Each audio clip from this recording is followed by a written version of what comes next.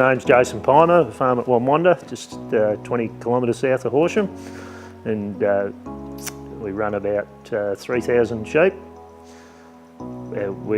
Average rainfall here is roughly 425 mils this season. We had 2 years of drought, 15 and 16. In 15 we used larger pens, just small ram paddocks and old horse paddocks we had around. We found it worked really well, so when the grant was available we thought we'd take it on and build some permanent containment yards. They're a huge time saver, especially now that we've set up so many of them. The next drought we have, everything will be in containment, and we'll be able to really concentrate on keeping our stock healthy, and our time management will be just reduced massively. Feeding stock, it's just so quick. You just in one gate, into the next, into the next, into the next, done.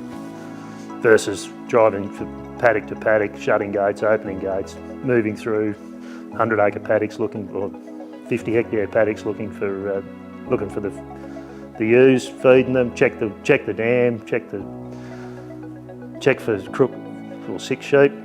Whereas they're all together, you can keep an eye on them so much easier. Big improvement, and wish I'd have done it years ago.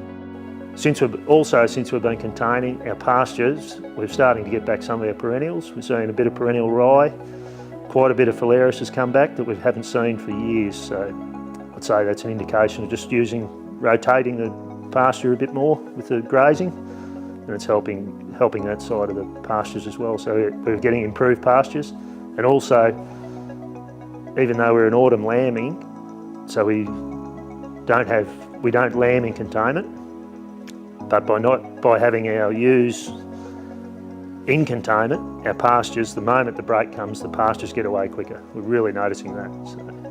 So we've got more green feed available going into winter if it does rain in the autumn. We've designed the site selection for our containment area.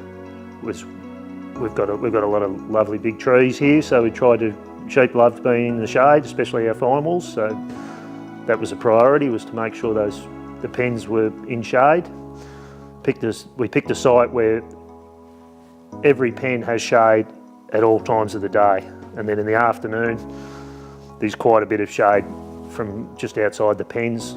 There's minimal trees in the actual pens, which of course keeps the trees healthier, and on the externals of the pens we've been able to have, by the site we've selected, we've had quite a bit of shade, which assists keeping the sheep cooler.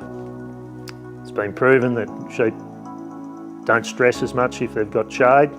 They don't drink as much water, they don't need as much water, they don't have to work as hard, so animal health-wise, no-brainer. So for a bit of advice, if you're looking at doing containment or building a containment area, one thing I do is take my time in selecting a site. I would look for somewhere where a laneway can be built. You can have really good all-weather access, because you never know how long they're going to be in there.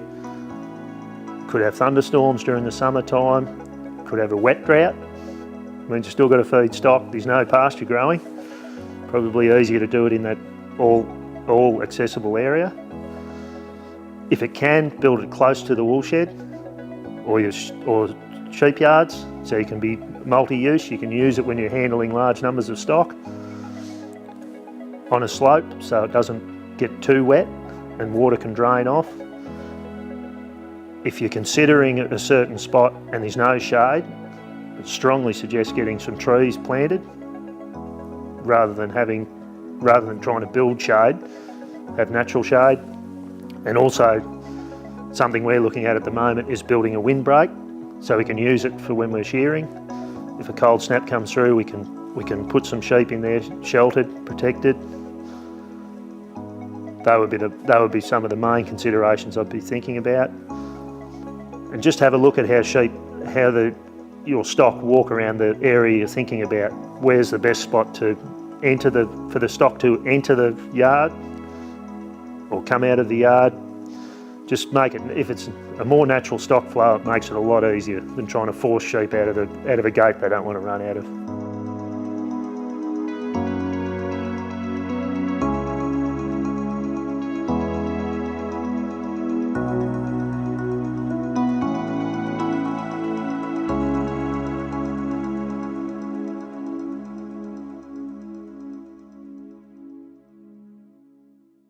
Authorised by the Victorian Government, 1 Treasury Place, Melbourne.